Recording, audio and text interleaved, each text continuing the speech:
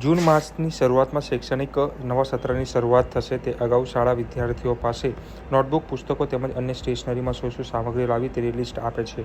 પરંતુ નવસારી શહેરની કેટલીક શાળાઓ વિદ્યાર્થીઓ અને વાલીઓ ઉપર આર્થિક બોજો પડે તેવી રીતે મોભા પબ્લિકેશનની નોટબુક ફરજિયાત લાવવી જેવી નોટિસ શાળા બહાર મારતા સ્ટેશનરી એસોસિએશન પાસે તેની માહિતી મળતા જે હાલ આ પ્રકારની વૃત્તિનો વિરોધ કર્યો છે. ત્યારે વાત કરીએ તો નવસારી સ્ટેશનરી એસોસિએશનના પ્રમુખ એવા રીતેશ સામવાણી સાથે વાતચીત કરતા તેમણે જણાવ્યું હતું કે હાલ જે નવસારી શહેરમાં જે 90થી પણ વધુ જેટલી દુકાનો આવી છે, જેનો હાલ જે ધંધો છે તે 50% ઉપર આવી ગયો છે. કારણ કે જે જૂની પેઢી કરતાં આવતા જે ધંધા છે તેઓનો પણ ધંધો આજે પડી ભાંગ્યો છે. કારણ કે જે કેટલીક જે શાળાઓ છે નવસારી શહેરની તે બાળકો પાસે એક લિસ્ટ આપે છે અને વાલીઓને અહીંથી જ શાળામાંથી જ જે પાઠ્યપુસ્તક અને ચોપડી જે છે તે ખરીદવાનો આગ્રહ કરવા માટે કહે છે. જેને લઈને શહેરમાં જે બજાર ભરાતું હતું શાળા શરૂ થાય એ પહેલાં, જે પાઠ્યપુસ્તકની દુકાનોમાં, સ્ટેશનરીની દુકાનોમાં જે બજાર ભરાતું હતું, જે બજાર ઉમટતું હતું તે હવે બંધ થઈ ગયું છે.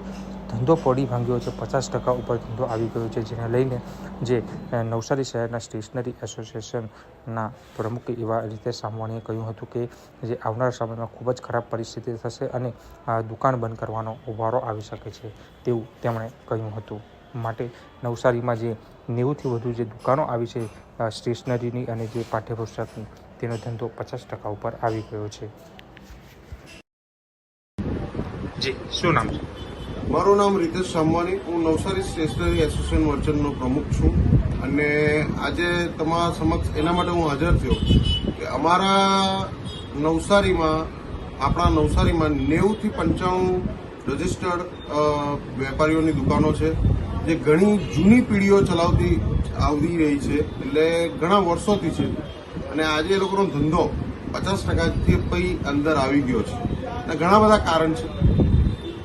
કારણ છે મેઇન તો આ સ્કૂલ સપ્લાય એટલે એક એ ટાઈપનો બિઝનેસ જે સમજે તેને જ આઈડિયા આવે કે આ શું છે એકચ્યુઅલી.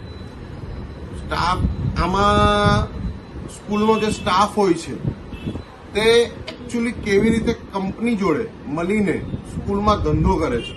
સ્ટાફમાં તમે બધાને જ ગણી શકો. મેં જ્યાં સુધી જાણું છું તો અમુક નીચેના વર્ગોના ટીચરોથી લઈને ટ્રસ્ટી સુધીના સેટિંગો મોટી કંપનીઓ, બુક્સ પબ્લિશરો જોડે થઈ ગયા છે. અને અમુક એવી મોનોપોલી આઇટમ કે બે જ વેપારીને જે આખા નવસારીમાં આપતા હોય છે કંપની, કે ભાઈ બે જ જગ્યાએ મળશે, ભાઈ અહીંયા મળે અને ત્યાં મળે, બસ બે જ જગ્યાએ. એક છે દુધિયા તળાવ પર મળે ને એક છે ગોલવાડ મળે, બસ એવું જ છે કામ.